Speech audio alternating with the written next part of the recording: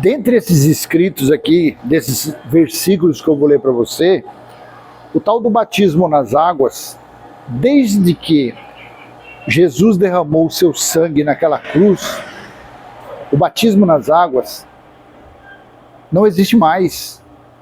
Foi dado fim à necessidade de praticar aquele batismo, que era um batismo para cumprir a lei da purificação. Então, de acordo com esses versículos, é uma ignorância, é uma cegueira, é uma profanação, é uma blasfêmia, é uma mentira, é um engano, o tal do batismo nas águas. Totalmente um engano.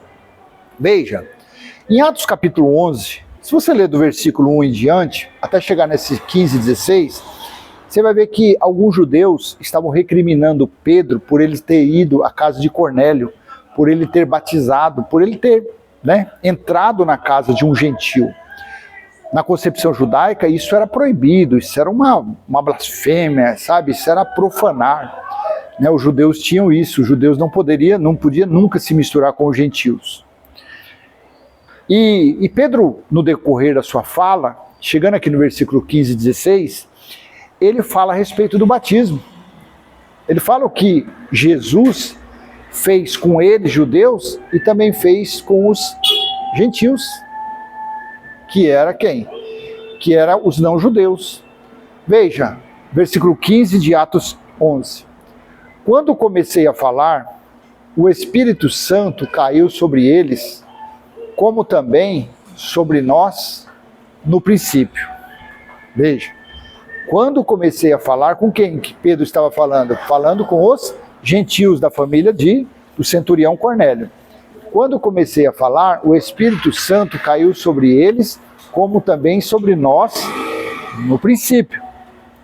Pedro relatando que quando ele chegou lá e começou a falar das grandezas de Deus, apresentar, mostrar Deus para o gentio Cornélio, então sobre eles veio também o Espírito Santo.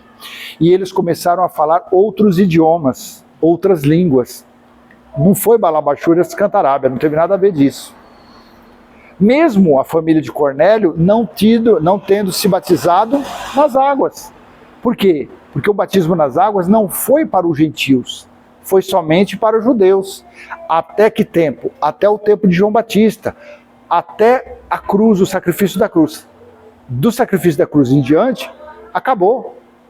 Então olha aqui no versículo 16. Então me lembrei, Pedro falando para os judeus, que estavam criticando ele por ele ter ido à casa de Cornélio. Então me lembrei da palavra do Senhor, quando disse, abre aspas, João, na verdade, batizou com água, mas vocês serão batizados com o Espírito Santo, fecha aspas, palavras de Jesus. Ou seja, o batismo de João Batista havia ficado para trás. O batismo, quem batizava com água, Jesus estava, era João Batista. Ele está lá em Malaquias capítulo 3. Dele foi falado que ele iria vir para preparar o caminho. Ele veio trazendo a justiça de Deus. Ele veio purificando os judeus conforme a lei deles, através da água. João Batista fez isso. E ele mesmo, João Batista, disse, vem um mais poderoso do que eu, que batizará com o Espírito Santo e com fogo. Então olha aqui, João, na verdade, batizou com água, mas vocês serão batizados com o Espírito Santo.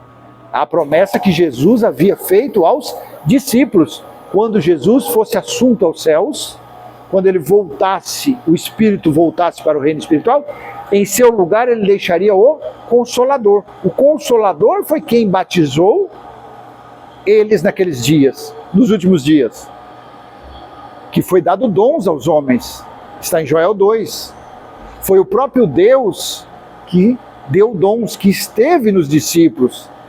Salmo 168, que fala que Deus é que estava nos homens dando dons. Então aqui Jesus deixa bem claro nessa passagem que o batismo nas águas era o batismo de João Batista, somente João Batista. Não precisava mais. Por quê? Porque em Apocalipse capítulo 1, versículo 5, e da parte de Jesus Cristo, a fiel testemunha, o primogênito dos mortos e o soberano dos reis da terra, aquele que nos ama e pelo seu sangue nos libertou dos nossos pecados. Você entende quando você lê Atos capítulo 10, do versículo 44 ali, que mesmo a família do centurião sendo batizado com o Espírito Santo, porque começaram a falar outros idiomas, mesmo assim, então quer dizer, conforme esse versículo de Apocalipse 5, fala que aquele que nos ama e pelo seu sangue nos libertou dos nossos pecados, então ele purificou a todos os judeus, porque o sangue foi derramado como o sangue da nova aliança renovada para os judeus, o sangue dele é que purificou, não mais a água. Aí quando você pega lá em Atos capítulo 10, versículo 44, mesmo a família de Cornélio tendo sido batizado com o Espírito Santo, o que Pedro fala? O que impede agora de Cornélio e sua família ser batizado nas águas? Quer dizer, Pedro fez o quê? Uma profanação. Pedro pisou de uma forma, se é que realmente foi Pedro que disse isso, né, gente? Tem que levar isso em consideração. Como que Pedro, né, iria rejeitar o sangue da cruz, rejeitar o sacrifício da cruz? Quer dizer, é algo que não tem muito sentido quando você lê Atos 10, do 44 ao 46, se eu não me engano. Como que Pedro iria mandar os gentios, o centurião, se batizar nas águas, sendo que Pedro sabia que aquele sangue que tinha vertido da cruz tinha purificado a todos, né? Quer dizer, tem gato nessa tuba. Então eu deixo essa pequena mensagem com você, espero ter sido útil. Curte, comenta, compartilha, se inscreve. Até a próxima, tchau, tchau.